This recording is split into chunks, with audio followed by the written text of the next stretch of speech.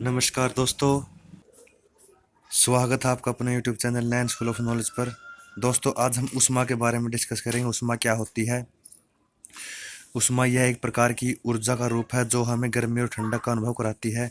इसे कैलोरी में मापा जाता है। ऊष्मा का ऐसा मात्रक जूल है। ऊष्मा संचरण से ही पदार्थ की ऊष्मा का पता चलता है। ऊष्मा का संचरण 3 प्रकार से होता है।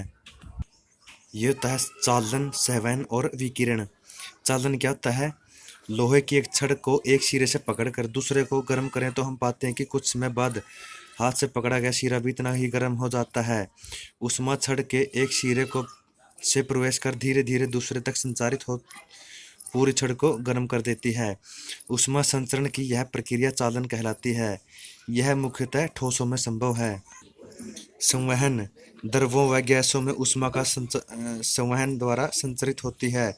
इस प्रक्रिया में ऊष्मा एक स्थान से दूसरे स्थान तक द्रव व गैसों के अपने गमन द्वारा संचरित होती है। इसलिए गर्म द्रव कम घनत्व का हो जाने के कारण ऊपर उठता है तथा उसके स्थान पर ऊपर का ठंडा द्रव नीचे की ओर आ जाता है। इस प्रकार संवहन धाराएं बन जाती हैं और समस्त द्रव एक समान ताप पर गर्म हो जाता है। तीसरा है विकिरण। चालन व संवहन द्वारा अपना ऊष्मा संचरण हेतु पदार्थ रूपी माध्यम की आवश्यकता होती है। विकिरण में ऊष्मा संचरण के लिए किसी माध्यम की आवश्यकता नहीं होती है।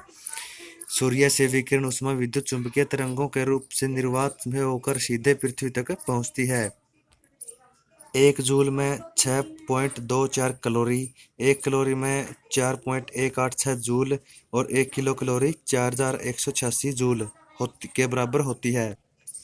न्यूटन का शीतलन नियम क्या होता है? इस नियम के अनुसार किसी वस्तु द्वारा ऊष्मा हानि की दर वस्तु व उसके चारों ओर के ताप के अंतर के समानुपाती होती है।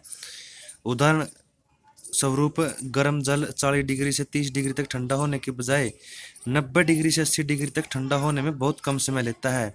यानी क्या है कि जो जल है 90 डिग्री से 80 डिग्री पर ज़्यादा जल्दी ठंडा होता है और 40 डिग्री से 30 डिग्री पर की अपेक्षा।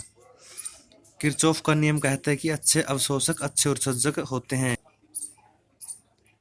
ऊष्मा के प्रभाव क्या क्या है? ऊष्मा रूप परिवर्तन कर सकती है। ऊष्मा रंग परिवर्तन कर सकती है। ऊष्मा भार में परिवर्तन नहीं कर सकती। ऊष्मा आयतन में परिवर्तन करती है। द्रव्यमान बराबर भार बटे में आयतन। समुद्र समीर क्या होता है? समुद्र से सतल की तरफ हवा का बहना। सतल समीर सतल से समुद्र की तरफ हवा का बहना। किरचॉफ के नियम से बर्तन बनाए जाते हैं। तो ये थे ऊष्मा से संबंधित कुछ महत्वपूर्ण क्वेश्चंस जिनके बारे में हमने डिस्कस किया। अगर वीडियो अच्छी लगी है तो चैनल को सब्सक्राइब करें, वीडियो को लाइक करें। धन्यवाद। जय हिंद।